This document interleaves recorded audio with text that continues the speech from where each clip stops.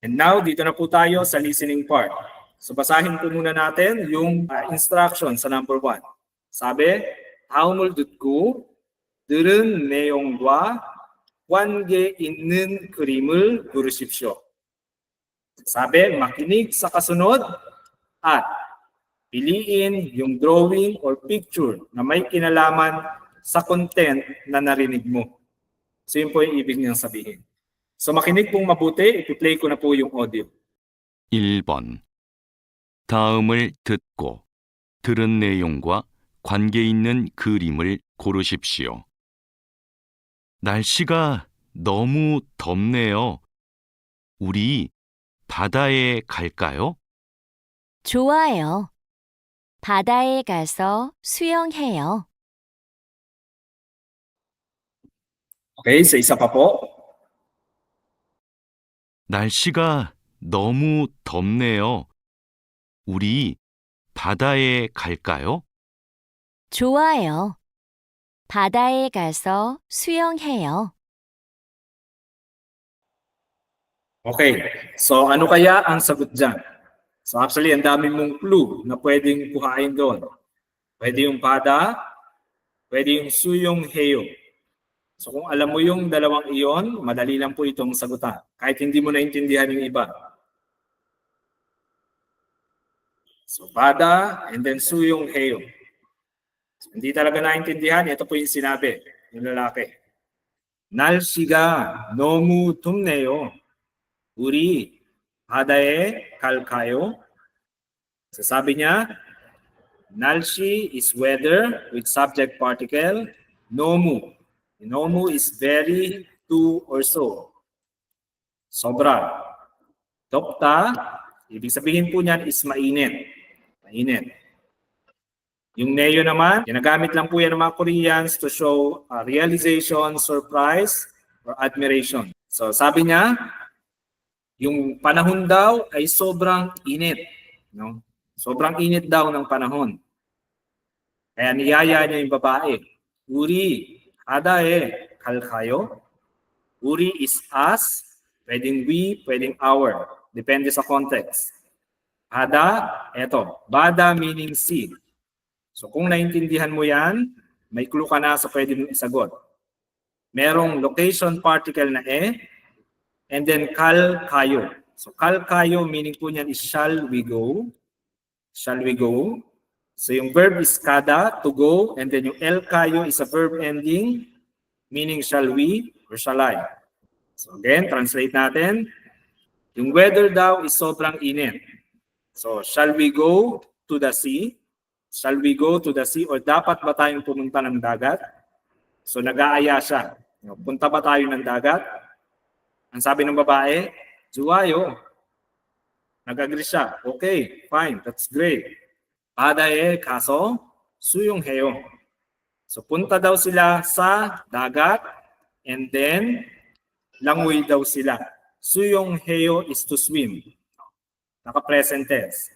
So let's go to the sea and let us swim. So langoy daw sila. So of course, the answer that we're looking for is number 1. Ito yun, 수영해요. 수영해요, to swim. So yung clue mo sa number 2 should be nakshi, meaning mamingwit, no? Mamingwit. So nakshi. Next, number 3 is dungsan. So dungsan is mag-hike naman, umakyat ng bundok, dungsan. Number 4 naman is sajinul cikta, mag-take ng picture. And since hindi naman nabanggit yung tatlo sa audio, kaya mali po yan. Binanggit is suyongheyo, meaning to swim. Next, number 2, basahin muna natin. 두 사람은 무엇에 대해 말하고 있습니까? So, tungkol daw sa ano yung pinag-uusapan ng dalawang tao. So, yun po yung ibig sabihin sa question. So, pakinggan natin and alamin natin kung tungkol saan yung pinag-uusapan nila. So, makinig pong mabuti. 2번. 두 사람은 무엇에 대해 말하고 있습니까? 비가 계속 오네요.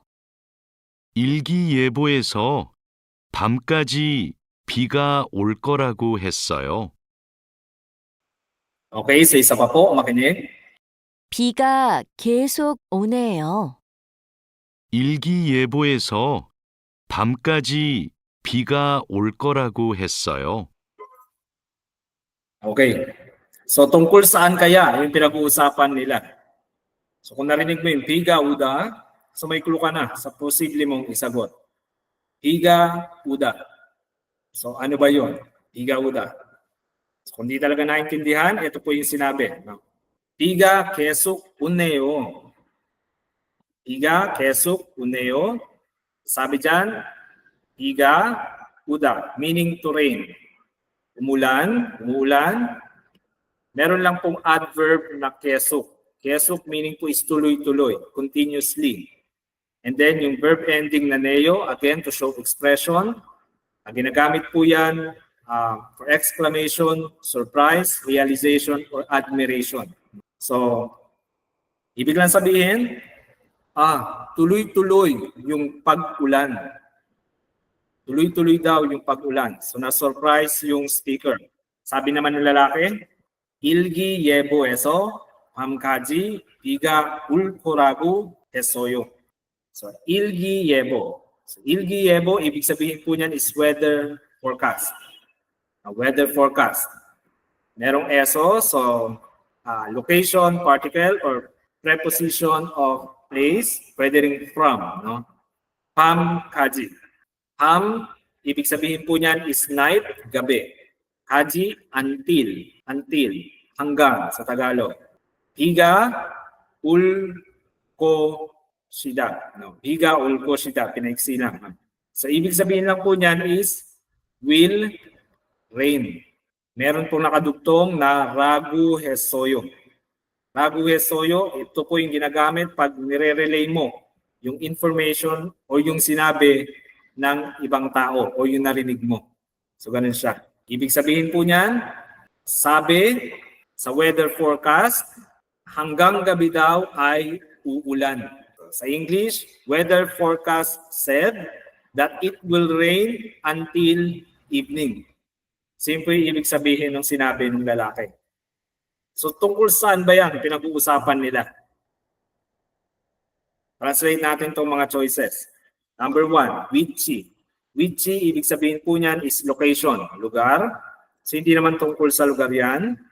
So whichy, location or place. So mali po yan. Jumun. So jumun, ibig sabihin po ng jumun is order. So hindi rin naman tungkol po dyan yan. Yuil, ibig sabihin po ng Yuil, again, is day of the week. Yung Sunday, Monday hanggang Saturday. So hindi rin naman po tungkol dyan yan. So the correct answer is number 3. Kasi pinag-uusapan po nila is about weather. Weather in Korean is nalshi. Nalshi. So nalshi is the correct answer.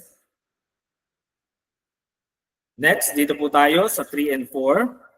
Sabi, 다음을 듣고 물음에 알맞은 대답을 고르십시오. So, ibig sabihin po dyan, listen to the following and please select the correct answer to the question. So, merong tanong sa audio, hanapin lang natin sa choices kung ano yung tamang sagot. So, makinig pong mabuti. 3번부터 4번까지. 다음을 듣고 물음에 알맞은 대답을 고르십시오. 3번. 커피가 많이 뜨거워요? 1. 네, 커피가 맛있어요. 2. 네, 커피를 정말 좋아해요. 3. 아니요, 커피가 너무 많아요. 4. 아니요, 커피가 별로 뜨겁지 않아요. Okay, sa isa pa po, makinig. 3번. 커피가 많이 뜨거워요? 1. 네, 커피가 맛있어요. 2. 네, 커피를 정말 좋아해요. 3. 아니요. 커피가 너무 많아요. 4. 아니요. 커피가 별로 뜨겁지 않아요. Okay, so ngayon, try naman natin siyang sagutan. So ano kaya yung sinabi sa audio? So kung di po naintindihan, ito po yun. 커피가 많이 뜨거워요? 커피가 많이 뜨거워요? So translate natin yung question. Sabi, coffee means coffee, kape. Merong subject particle, many. Many meaning a lot, sobra, many. 뜨거워요. 뜨거워요 meaning hot, mainit. So sobrang init ba ng kape? So yun yung tanong ng babae. So ano kaya dito sa choices yung isasagot mo? Number 1, sabi, 네, 커피가 맛있어요. So yes, the coffee is delicious. So masarap yung kape. So of course, mali yan. Hindi naman yan sumasagot sa tanong ng babae kung mainit ba yung kape. Number 2, sabi, 네, 커피를 정말 좋아해요. So, 네, 커피를 정말 좋아해요. So, sabi dyan, yes, sobrang gusto niya daw ng kape. So 정말 is really, pwede rin very or so. Sobra sa Tagalog, sobrang. 좋아해요 naman meaning to like. Gusto. Sabi niya, yes, sobrang gusto ko ng kape. So again, hindi naman yan sumasagot sa tanong ng babae. Number 3, sabi, 아니요, 커피가 너무 많아요. 아니요, 커피가 너무 많아요. So sabi niya, no, yung kape daw is sobrang madami. Coffee, again, kape. Merong subject particle. Nomu is very, so, or to. Manayo, meaning many, marami. So, marami daw sobra yung kape. So, again, hindi po yan sumasagot sa tanong ng babae. So, of course, the correct answer is number 4. So, yun na lang yung natitira. No? So, alamin natin kung bakit to naging tama. Sabi niya, 아니요, 커피가 별로 뜨겁지 않아요. 아니요, 커피가 별로 뜨겁지 않아요. So, 아니요 meaning no, coffee meaning kape, merong subject particle meaning yung kape, yung pinag-uusapan sa sentence, 별로. So, 별로, meaning lang po nito is much. No? Much, particularly, or gaano, parang ganon. Tugopta, ibig sabihin po niyan is hot, mainit. Merong di anayo, again, ginagamit to negate yung meaning ng verbs or adjective. So sa English, pwedeng not or do not. Not or do not. So ibig niya sabihin, hindi. Yung kape is hindi gaano mainit. O hindi naman ganon kainit. So parang ganon yung meaning niya. The coffee is not that hot. Correct answer is number 4. So number 4 naman tayo, pakinggan yung question and then try natin sagutan. Makinig pong mabuti. 4번. 우산을 언제 샀어요? 1. 싸게 샀어요. 2. 조금 전에 샀어요. 3. 비가 와서 샀어요. 4. 편의점에서 샀어요. Okay, isa pa, makinig po maigi. 4번. 우산을 언제 샀어요? 1. 싸게 샀어요. 2. 조금 전에 샀어요. 3. 비가 와서 샀어요. 4. 편의점에서 샀어요. Okay, so ngayon, sagutan naman natin itong number 4. So yung clue mo dyan is yung onje. No? Onje. Kung alam mo yung onje, pwede mo itong sagutan. Kung di talaga naintindihan, ito po yung sinabi sa audio. Sabi dyan, 우산을 언제 샀어요? 우산을 언제 샀어요? So usan meaning umbrella, payong. Merong object particle. 언제 meaning when, kailan. 샀어요. 샀어요 naman, yung verb natin dyan is sada, meaning to buy. Na naka-polite past tense conjugation. So, ibig sabihin, kailan mo binili yung payong mo? When did you buy your umbrella? So, pag yung tanong is onje,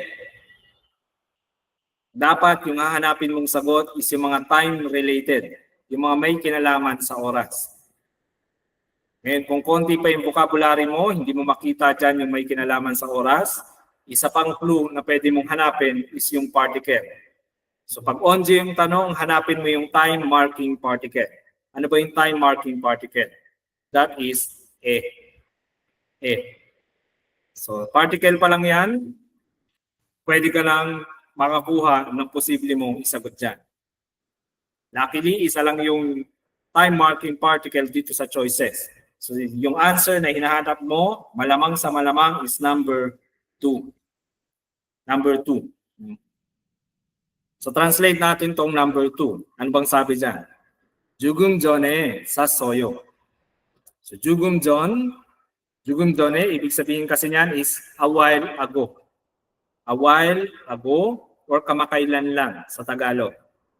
Kamakailan lang, 샀어요. 샀어요 again, bought, no? Past tense ng to buy. Sabi niya, I bought it a while ago. So yan po yung sagot na hinahanap natin. Siya yung sumasagot sa tanong na onje. So bakit kaya mali yung number 1? Sabi kasi sa number 1, sage 샀어요. So sage meaning po kasi niyan is cheap, mura. 샀어요 is binili. Past tense na. So ibig niya sabihin, I bought it cheap. So binili niya daw ng mura. So again, hindi yan sumasagot sa tanong ng onje, kaya mali po yan. Next. Number 3. Sabi dyan, biga waso 샀어요. So biga uda, meaning to rain. Merong aso na nakadikit. Aso, ibig sabihin because. Dahil. So dahil daw, umuulan, kaya niya binili 샀어요. I bought it because it's raining. So mali po yan. Siguro kung yung tanong is we 샀어요, pwede mong piliin itong number 3. But since yung tanong is onje, so mali po yan. Next. Sabi dyan, number 4, 편의점에서 샀어요. 편의점에서 샀어요. So 편의점 meaning po niyan is convenience store. Yung mga 7-Eleven, Uncle John's, GS, no? CU. Yung mga ganon. Merong location marking particle na ESO. So, pag may location marking particle, obviously, hindi yan sumasagot sa tanong na onje. Ang tanong na sinasagot niyan is OD. Saan? Sabi niya, I bought it in the convenience store. So, mali po yan. No? Hindi sumasagot sa tanong na kailan? Onje. So, pakitandaan po yung mga yan. Malaking tulong din po yan sa exam. Dito na tayo sa number 5. Sabi sa instruction, 다음을 듣고 이어지는 말로 가장 알맞은 것을 고르십시오. So, ibig sabihin lang po niyan, makinig sa kasunod at piliin yung pinakatamang salita na idudugtong. Again, listen to the following and please select the most appropriate word to be connected. So yun po siya in English. So makinig pong maigi and then pipiliin natin dito sa choices yung akma na karugtong nung sasabihin sa audio. So ipi-play ko na po, makinig, then try nating sagutan. 5번. 다음을 듣고 이어지는 말로 가장 알맞은 것을 고르십시오. 한국의 봄은 어때요? 1. 지금은 봄이에요. 2. 저는 가을을 좋아해요. 3. 3월부터 5월까지예요. 4. 따뜻하고 꽃이 많이 펴요. Okay, sa isa pa po, makinig maigi. 한국의 봄은 어때요?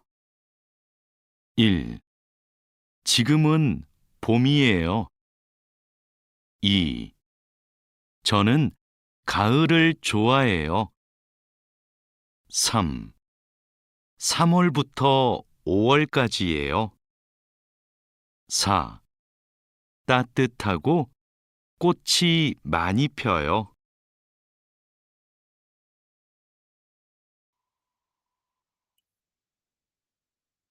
Okay, so ngayon, try naman natin sagutan. So, yung tanong is, 한국의 봄은 어때요? 한국의 봄은 어때요? Kamusta yung spring season ng South Korea? How is the spring season of South Korea? So ano kaya yung posibleng kalugtong or pwedeng isagot sa tanong na iyon? So kung di naintindihan, ito po yung sinabi sa audio. 한국의 봄은 어때요?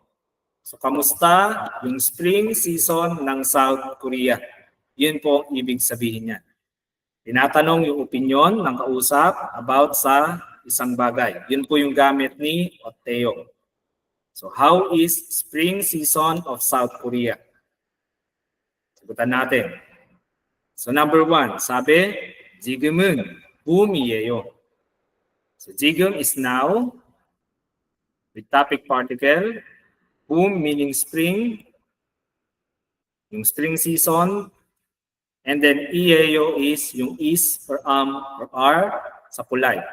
So sabi niya, now is spring season.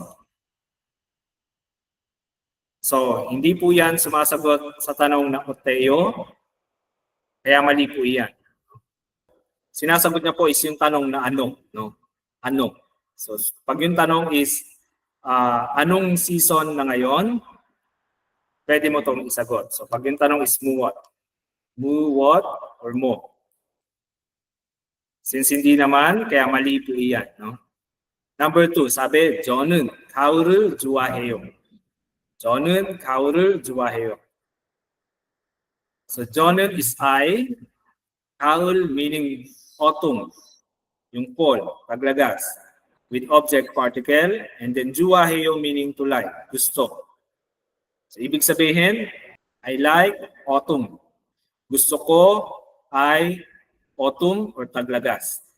So hindi naman siya tinatanong kung anong gusto niya, di ba? So hindi po sinasagot yung tanong ng 어때요, so mali po yan. Number 3. 3월부터 5월까지예요. 3월부터 5월까지예요. 3월. 3월 is March. 부터 is from or since. 5월 is May. Kaji is until. Hanggang sa Tagalog. Yeyo, yung is or are, ulay. So sabi niya, it is from March to May. It is from March to May. So, hindi naman tinatanong yung onje kung hanggang kailan. Kaya mali po ito.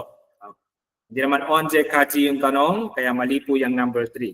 Again, tanong is 어때요? Kamusta or how is?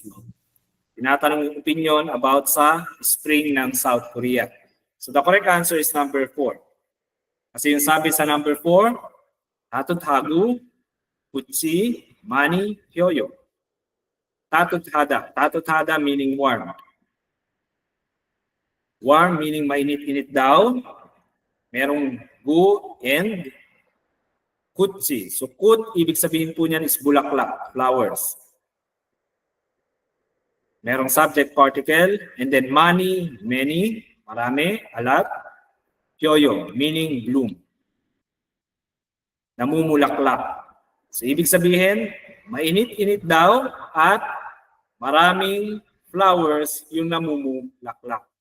So yun po ibig sabihin. So yan po yung sumasagot sa tanong na how is, no? Kamusta? Kamusta yung spring ng South Korea?